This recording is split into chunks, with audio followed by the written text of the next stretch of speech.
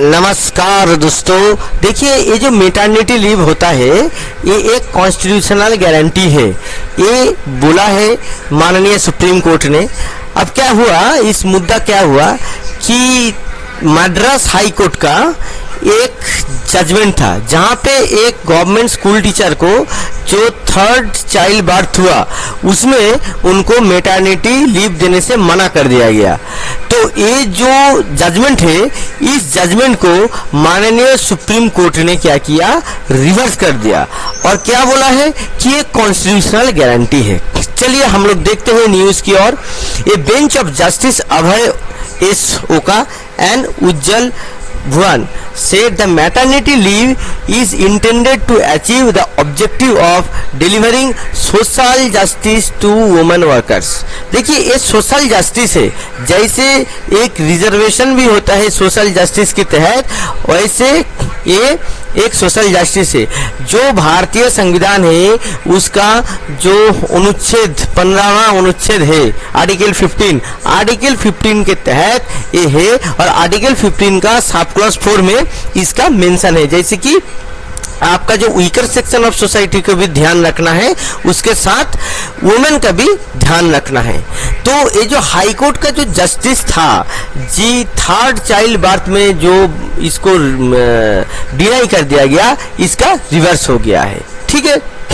और यहाँ पे क्या हो रहा है कि enable women not to be subsist but to make her dissipated energy, nurse her child, preserve the efficiency of workers and maintain level of previous efficiency. तो देखिए जब बच्चा होता है तो वो बच्चा को बड़ा करने के लिए एक टाइम भी चाहिए होता है जो वुमेन वर्कर्स के लिए। ये एक बहुत ही अच्छा निर्णय है जो माननीय सुप्रीम कोर्ट द्वारा लिया गया है।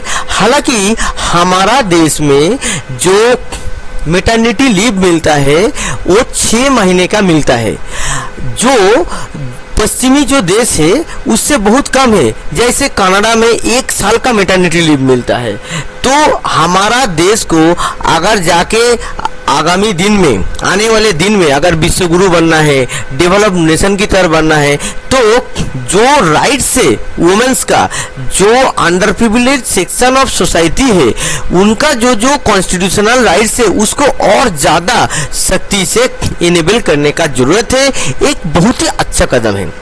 देखिए, और सुप्रीम कोर्ट का जो बेंच है उन्होंने क्या बोला है, women now constitute a sizeable portion of workforce and must be treated with honour and dignity. तो ये जो मैटरनिटी लीव है ये वुमेन वर्कफोर्स को ऑनर और डिग्निटी प्रोवाइड करने के लिए दिया जाता है। The High Court went to explain the impact of pregnancy on the physiological and psychological state of woman employee undergoing pregnancy. It is not just about motherhood but also childhood that require special attention. High Court had denied the benefit, citing the state government policy not to grant leave in case of birth more than 2 children to control population measure. Now quashing the High Court order, Supreme Court noted that the woman third child was born out of her second marriage. देखिए यहाँ पे एक बहुत बड़ा बात है, ये second marriage से हुआ है, पहला मैरिज से नहीं हुआ है। The right of every woman to make reproductive choice without undue interference from the state is central to the idea of human dignity and deprivation of access to reproductive health care or emotional and physical well-being also injury। मतलब क्या है, देखिए यहाँ पे जो आपका जो freedom दिया गया है ना, उसमें रिप्रोडक्टिव फ्रीडम भी है जो आर्टिकल 21 की तरह दिया जाता है। आर्टिकल 21 देता है आपका ये फ्रीडम।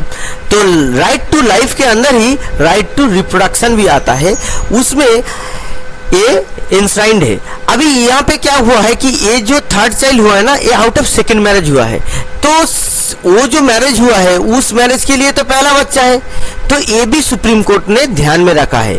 तो देखिए ये जो न्यूज ये कवर किया गया है बीएसएनएल एम्प्लॉइज यूनियन का जो ऑफिशियल वेबसाइट है, वहां पे आप उसका देख सकते हैं कि बीएसएनएल एम्प्लॉइज यूनियन ने इस न्यूज को कैसे कवर किया है। ऐसे वीडियो के लिए मेरे चैनल को सब्सक्राइब